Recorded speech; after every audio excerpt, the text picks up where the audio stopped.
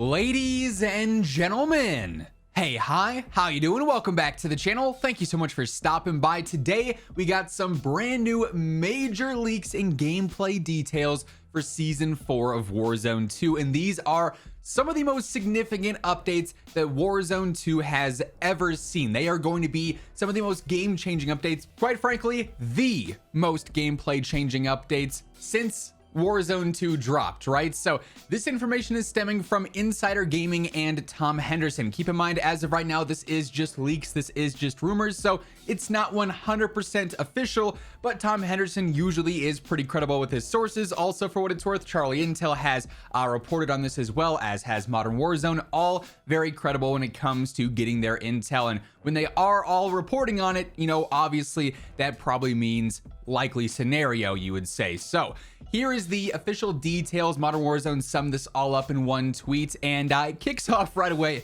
with a bang, right? So breaking: Warzone is going to be seeing some major gameplay changes in Season 4. Right away, 150 health is mentioned and is leaked to be happening here in the Season 4 update. This is one that we're going to expand a lot on here in just a moment, so obviously stay tuned, but complete game changer, right? The TTK is seeing a significant change. They are also apparently going to be removing the AI from the strongholds. So now there's going to be less bots on the map. Now, keep in mind, what's mentioned here is just the strongholds, not the black sites. So we'll have to see how exactly that plays out. And of course, that's just Warzone specific. I would imagine DMZ obviously being bot focused and, you know, bot heavy. That's going to stay probably as is. The strongholds are going to be available at the very start of the match, so rather than, you know, being a few minutes into the game and then the strongholds appear, you'd be able to see them right away. So if you want to land hot on a stronghold, in theory, you could jump right into that and start going through that, and you won't have to worry about bots right away. So that could be a serious new changer for early game strategy as well.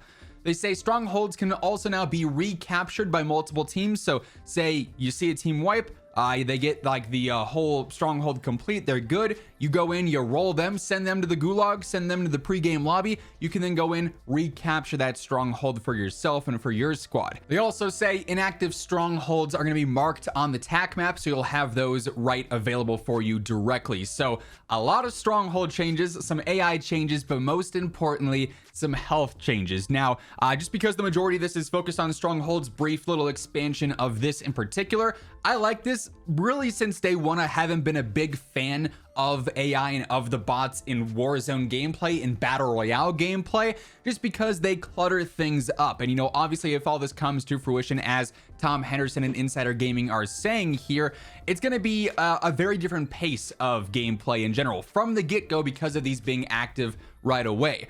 I also would like to think that indirectly this should help clear up the servers even more. The servers as of lately, at least for me, have been pretty solid. I've had like a few hiccups here and there, but nothing too crazy like it was a couple seasons back, right? But hopefully with no more AI, no more bots there cluttering things up even more, things will be a bit more smooth. Then, of course, the actual engagements and gunfights themselves, if you're in and around strongholds, are just a mess because you're trying to shoot at guys. You don't know who's a bot, who's a real player. You get like an aim assist slowdown on somebody. You think you spot them in a smoke, or like it's a mess. I really think that's going to help clean up things a lot, and I'm very glad that they are making these changes to the strongholds and to the AI, again, if these leaks do come to fruition. But then obviously, like, the main focus here, by far the largest change, is the 150 base health, jumping from 100 to 150. Then of course, if you have full plates, either through tempered or just the standard 3 armor, you're going to have 300 health total, which is going to be absolutely nuts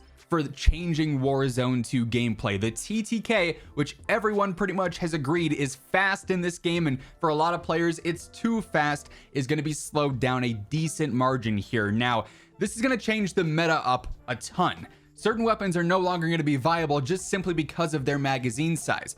With this increase to the health, there is going to be a much heavier emphasis on damage per mag. Obviously, good TTK guns are still going to thrive. You know, things like the RAL, the Sakin, you know, the Kastov 7.62. We'll see how the Cronin Squall gets adjusted. We'll have a weapons preview video dropping probably later today, so stay tuned for that. And of course, everything else going on with Season 4, all the in-game updates and all things with COD right now. feel free to hit that subscribe button. I got you covered on a daily basis. And if you guys enjoy this video, if you guys are excited for these changes, let me know by dropping a like on it as well. But essentially, you know, weapons that have magazine capacities of 40 rounds, 45 rounds could struggle now. You know, the Hemlock, it's got that slow fire rate, but only 45 rounds. Its TTK is already not that impressive.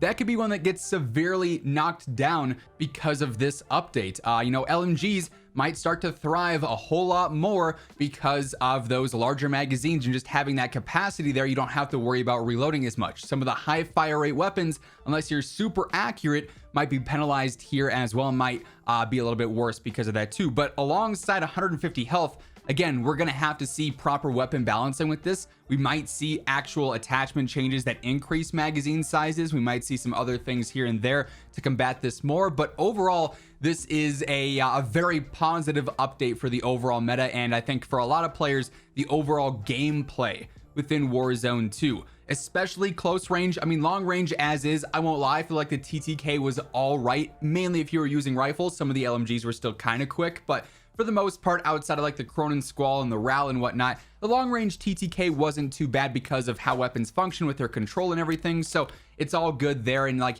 they weren't insta-die scenarios, unless of course you were in like wide open fields and whatnot. But close range, so much so, felt like a coin flip. You'd be using the same gun and it's like, wow, I felt like his MP5 fried and mine not so much. Or man, that guy just got erased. I wonder what that felt like for him, right? So significant updates there that have been leaked for season 4. And well, as you may have noticed, posted at Zach here, by the way. Hey, hi, how you doing yet again?